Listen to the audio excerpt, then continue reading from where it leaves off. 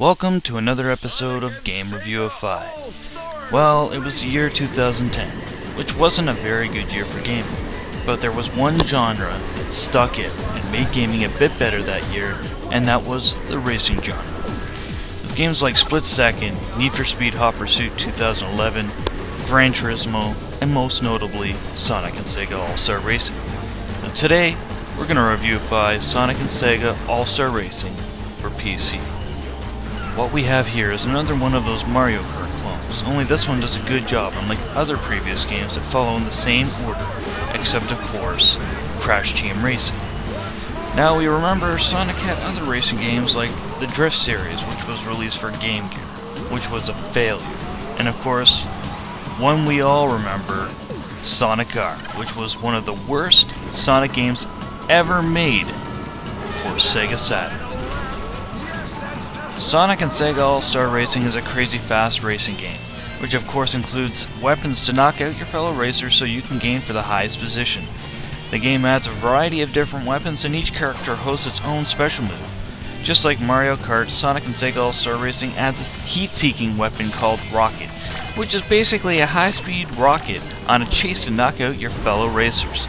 There is loads of other weapons you'll come across that will come useful in the game to gain the highest position. I also mentioned there's a special weapon for all characters. The only way you get usage of this weapon is being in last place and hitting the question mark can. Most special moves will have you pressing the A button on the Xbox 360 controller so you can do an action move that will destroy the opponents in your path. To me, each special weapon was useful, but I think there should have been a better way of getting usage of this weapon. While I believe I just mentioned the Xbox 360 controller, so I'll go on to the controls next. Well, you can use a keyboard, it's not the greatest idea for this type of game. Yes, in the game you can use the Xbox 360 controller.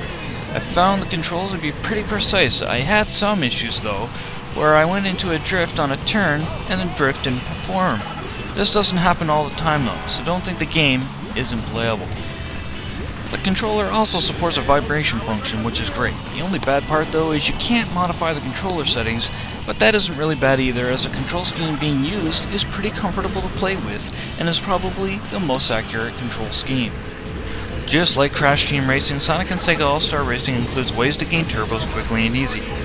On any turn, just do a drift and hold LT with the Xbox 360 controller. The vibrates will tell you how powerful your turbo is getting. There's 3 vibrations that'll go through the controller. If none happen after that, then you can use the turbo by letting go of the LT button. Even after 1 or 2 vibrates, you can use the turbo. It's just if you wait for 3, your turbo has become more powerful.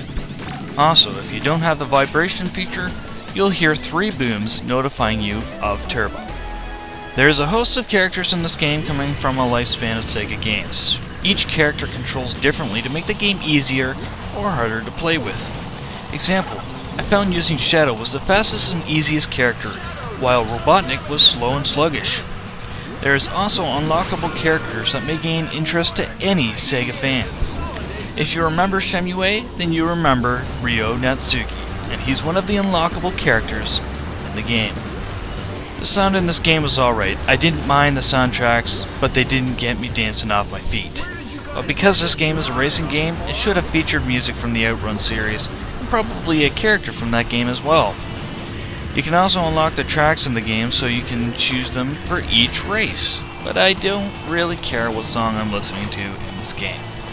The game also introduces an announcer, which can get pretty repetitive after hearing the same things over and over. The game has a crap load of amazing tracks from Sonic levels, House of the Dead levels, Amigo levels, Jack Ryan levels, and Monkey Ball levels. I really loved the levels in this game. They were all laid out well and very professionally done. Every level looked gorgeous with amazing vibrant colors and the sceneries were all well done. This game features an in-game store where all your unlockables can be found. In the game, when you do a certain amount of missions or complete Grand Prix, you unlock Sega Miles, which is basically like cash you can use in the Sega store, which is in the main menu of the game. Of course, in the store you can find new characters, music, and unlock levels to be played in single player mode or multiplayer modes. This game also introduces an Xbox 360 and PlayStation 3-like achievement system, which will take you a while to complete and can add more enjoyment to this game.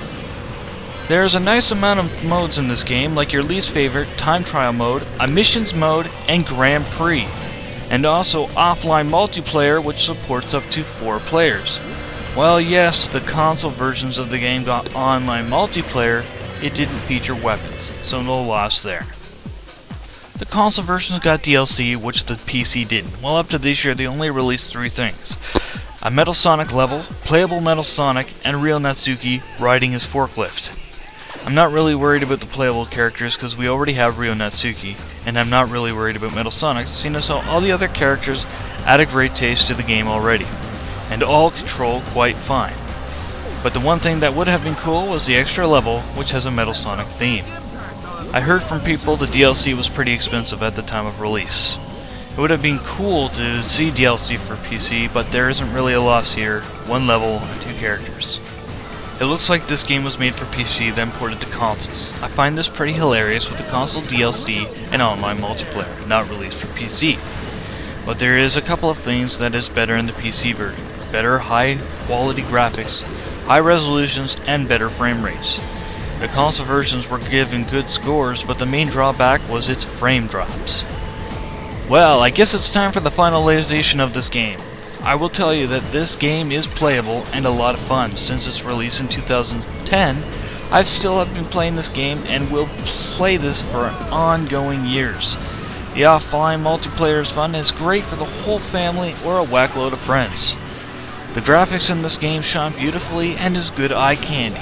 There's a good load of characters to play from, and each character plays differently, so you can choose whatever feels comfortable for you. There is a whack load of weapons to use to make this game more fun. You can use the Xbox 360 controller for better controls. The save feature features 3 blocks, so if there's one person completing the game, you can play your own game and save it in your own block. Now for what's bad about the game. Well, the PC version didn't have DLC or online multiplayer. The game features usage of the Xbox 360 controller, but you can't customize it. The sound was good in the game, but the music wasn't overly attractive to me, and the announcer was annoying. The special weapons in the game can only be used when you're in last place.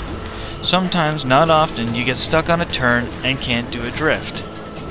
Well, I hope your family and friends get ready for an awesome racing adventure with Sonic and Sega All-Star Racing.